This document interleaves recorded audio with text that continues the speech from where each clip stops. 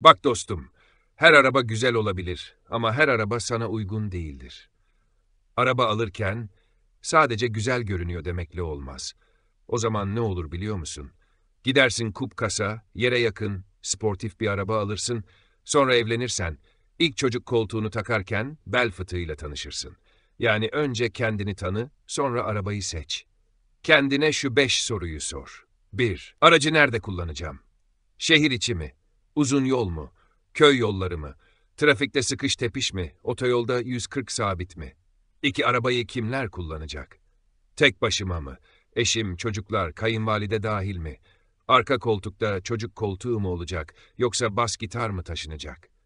3. Yıllık kaç kilometre yapıyorum? 5.000 kilometre yapıyorsan dizel alma, gereksiz masraf. Ama yılda 25-30 bin yapıyorsan dizel benzinli araç karşılaştırması şart. 4. Ekonomisi mi, performans mı? Az yaksın mı diyorsun, yoksa gazlıyım ama motor bağırmasın mı? Hibrit mi düşünüyorsun? Elektrikli mi?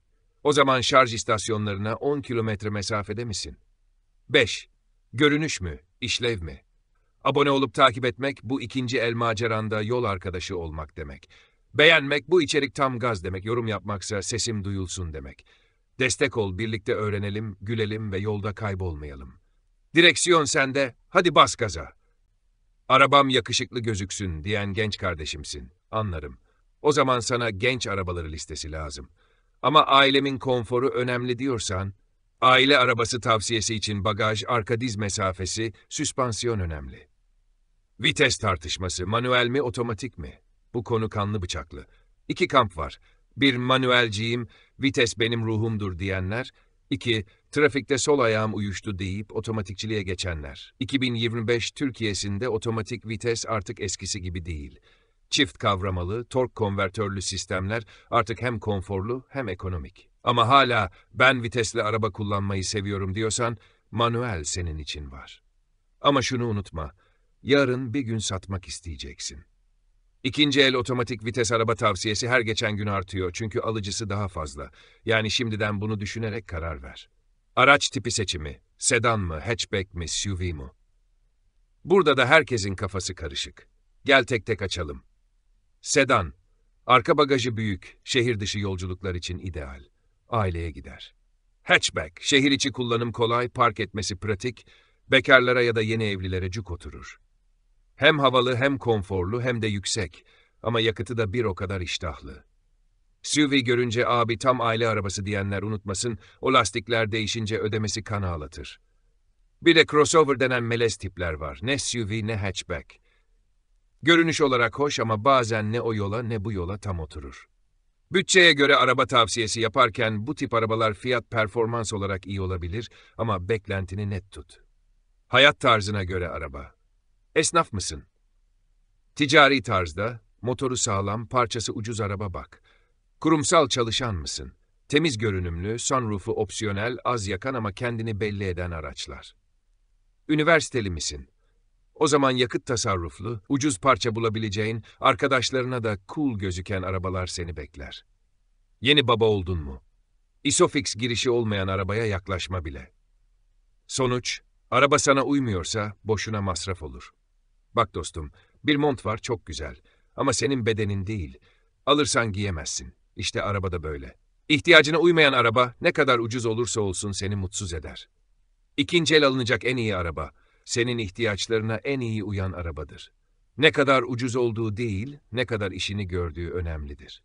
Bak dostum, araba alımında fiyat araştırması yapmadan direkt araca yönelen insan, manavda portakalın etiketine bakmadan kasa götüren enişteyle aynı kefeye konur. Piyasayı bilmeden araca yanaşmak, ıssız sokakta kayıp telefon bulmuş gibi hissettiren bir ilandır. Ama aslında o telefon tuğla. Araba değil, bela alırsın.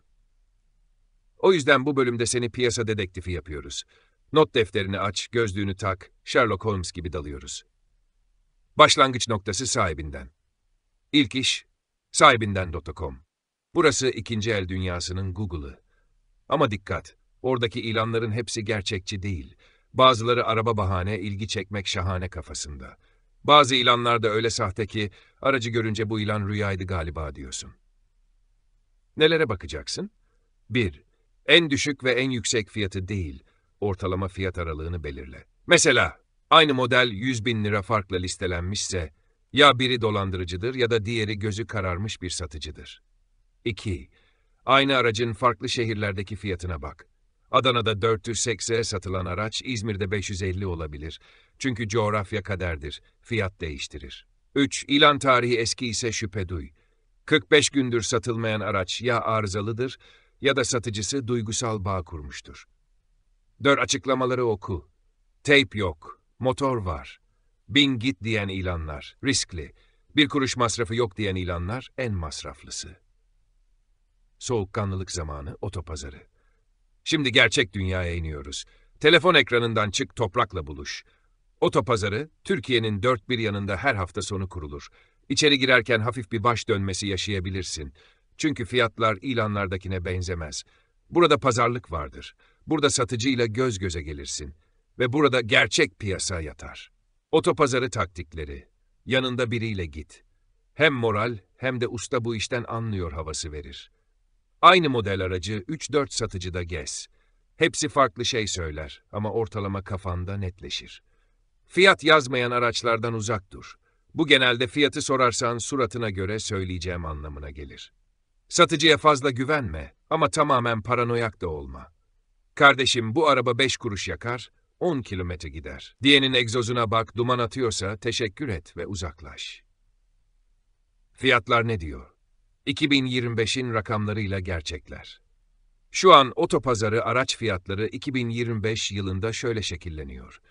400-500 bin TL aralığında, genelde 10 yaş üzeri benzinli B segmenti araçlar. 500-700 bin TL aralığında dizel hatchbackler, bazen otomatik vitesli sedanlar 700-900 bin TL bandında, C segmenti otomatik vitesli, donanımlı ve nispeten yeni araçlar. Ama şunu unutma, sahibinden araba fiyatları, çoğu zaman hayal pazardaki rakamlar, gerçek. İyi araştırma yaparsan hem satıcıyı terletirsin, hem de fiyatı 20-30 bin aşağıya çekersin. Çünkü bilgi, pazarlığın silahıdır. Sonuç, kandırılan değil, kandıran ol. Araba alırken abi sen bilirsin diyenlerden olma. Sen bileceksin, fiyatları sen takip edeceksin. Senin cebinden çıkacak bu para. İkinci el alınacak en iyi araba demek sadece marka model değil, aynı zamanda en uygun fiyata en temiz arabayı bulmak demektir. Pazara gitmeden, piyasayı anlamadan, sadece ilana bakarak araba alınmaz. Yoksa sonra abi bu araba bana hiç sormadan evlendi ya dersin. Neden bu kanalı takip etmelisin? İkinci el araba almak kolay gibi görünür ama aslında ince işçilik ister. Burada sadece araç modeli önermiyoruz.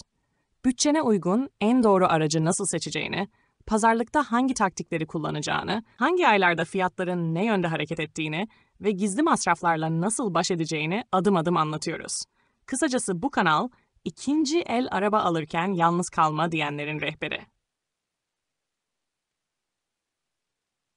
İster 300 bin TL'lik araba bak, ister 1 milyonluk her bütçeye göre içerik var. Ekspertizden sigortaya, MTV'den pazarlığa kadar her detay burada. Üstelik her videoda gerçek deneyim, sade dil, bol espri ve yol gösterici bilgiler var. Abone ol ki bir sonraki araç arayışında zaman kaybetmeyesin, yanlış arabaya değil, doğru karara yatırım yapabilesin. Unutma, biz burada sadece araba değil, doğru kararların rehberini sunuyoruz. Görüşmek üzere.